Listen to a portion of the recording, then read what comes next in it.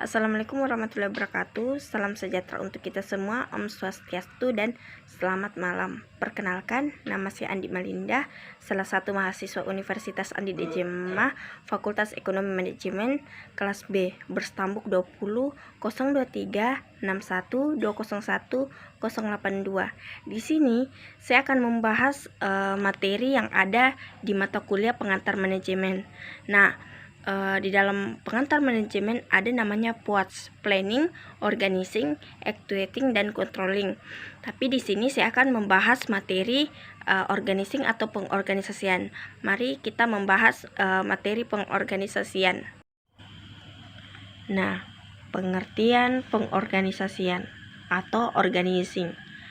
Pengorganisasian adalah langkah untuk merancang struktur formal, menetapkan, menggolongkan, dan mengatur berbagai macam kegiatan, menetapkan tugas-tugas pokok, wewenang, dan pendelegasian wewenang oleh pimpinan kepada staf dalam rangka mencapai tujuan organisasi dengan efisien. Hani Handoko berpendapat bahwa pengorganisasian adalah proses penyusunan struktur organisasi yang sesuai dengan tujuan organisasi, sumber daya yang dimiliki oleh lingkungan yang melingkupinya. Hasibuan berpendapat bahwa pengorganisasian adalah suatu proses penentuan, pengelompokan, dan pengaturan berbagai macam aktivitas yang diperlukan untuk mencapai tujuan, menetapkan orang-orang pada setiap aktivitas dimaksud, menyediakan alat-alat yang diperlukan, menetapkan kewenangan yang secara relatif didelegasikan kepada setiap individu yang akan melakukan aktivitas-aktivitas tersebut. George Terry berpendapat bahwa pengorganisasian adalah cara untuk mengumpulkan orang-orang dan menempatkan mereka menurut kemampuan dan keahliannya dalam pekerjaan yang sudah direncanakan.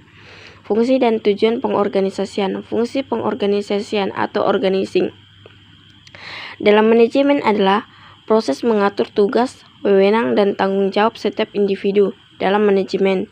Tujuan pengorganisasian adalah agar pembagian kerja dapat dilakukan dengan penuh tanggung jawab. Berikut ini adalah beberapa tujuan dari pengorganisasian. Yang pertama, membantu koordinasi. Yang kedua, memperlancar pengawasan. Yang ketiga, maksimalisasi manfaat spesialisasi. Yang keempat, penghematan biaya. Yang kelima, meningkatkan kerukunan hubungan antar manusia. Prinsip pengorganisasian. Untuk menjalankan fungsi organisasi secara efektif, seorang manajer harus memiliki beberapa pedoman sehingga ia dapat membuat keputusan dan bertindak sesuai dengan keputusan yang dibuat. Berikut ini adalah beberapa prinsip-prinsip pengorganisasian yang dapat digunakan untuk secara efektif melakukan fungsi organisasi dalam manajemen. Yang pertama itu prinsip spesialisasi kerja. Yang kedua prinsip otoritas. Yang ketiga prinsip rantai komando. Yang keempat prinsip pendelegasian wewenang. Yang kelima prinsip rentang kendali. Tahapan pengorganisasian. Tahapan pengorganisasian. Yang pertama itu tahapan kreativitas, orientasi menuju keterampilan operasional dan kewirausahaan. Organisasi ini berfokus pada produksi dan pemasaran, jenis komunikasi non-formal, jam kerja yang relatif panjang dengan bonus yang lebih banyak. Kegiatan organisasi dikelola berdasarkan umpan balik pada kondisi pasar atau reaksi konsumen. Tahap pengarahan. Organisasi fungsional memisahkan produksi dan pemasaran. Penentuan karyawan didasarkan pada spesialisasi. Pengiriman, produksi, dan pembelian dikendalikan oleh sistem akuntansi yang baik, standar beban kerja, sistem insentif, dan persiapan anggaran telah diadopsi. Komunikasi menjadi semakin formal sesuai dengan hierarki posisi. Fungsi kepemimpinan mulai memainkan peran pada tahap ini. Yang ketiga, tahap pendelegasian. Tanggung jawab karyawan meningkat. Pusat laba dan bonus sebagai sarana meningkatkan motivasi karyawan. Komunikasi antara batasan dan bawahan semakin langka melalui media surat edaran, buletin, atau bentuk komunikasi tertulis yang semakin banyak digunakan. Moral karyawan meningkat dengan delegasi. Promosikan perluas pasar sehingga karyawan dapat menilai kebutuhan pelanggan dengan lebih baik. Keempat, tahap koordinasi. Fungsi perencanaan digunakan secara formal dan selalu direvisi kegiatan organisasi produktif. Staf penelitian dan pengawasan dipekerjakan untuk memperkuat kantor pusat. Biaya dihitung dengan cermat. Unit operasional akan menjadi pusat pendapatan secara ekonomi. Pemrosesan data biasanya terpusat untuk membuat proses pengambilan keputusan lebih mudah dan lebih cepat.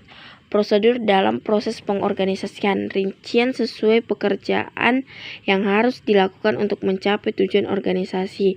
Pembagian total beban kerja menjadi kegiatan yang secara logis dapat dilakukan oleh satu orang. Pembagian kerja seharusnya tidak terlalu sulit untuk tidak diselesaikan atau terlalu mudah untuk menyisakan waktu untuk pengangguran, tidak efisien, dan biaya yang tidak perlu. Akuisisi dan pengembangan mekanisme untuk mengordinasikan pekerjaan anggota organisasi dalam unit yang terintegrasi dan harmonis. Mekanisme koordinasi ini akan mengingatkan anggota organisasi tentang tujuan organisasi dan mengurangi ketidakefisienan dan konflik destruktif. Nah, itu tadi penjelasan atau pemaparan materi mengenai pengorganisasian atau organizing. Dan saya akhiri dengan kata wabillahi taufiq wal hidayah. Assalamualaikum warahmatullahi wabarakatuh. Om Santi Santi Hom dan selamat malam.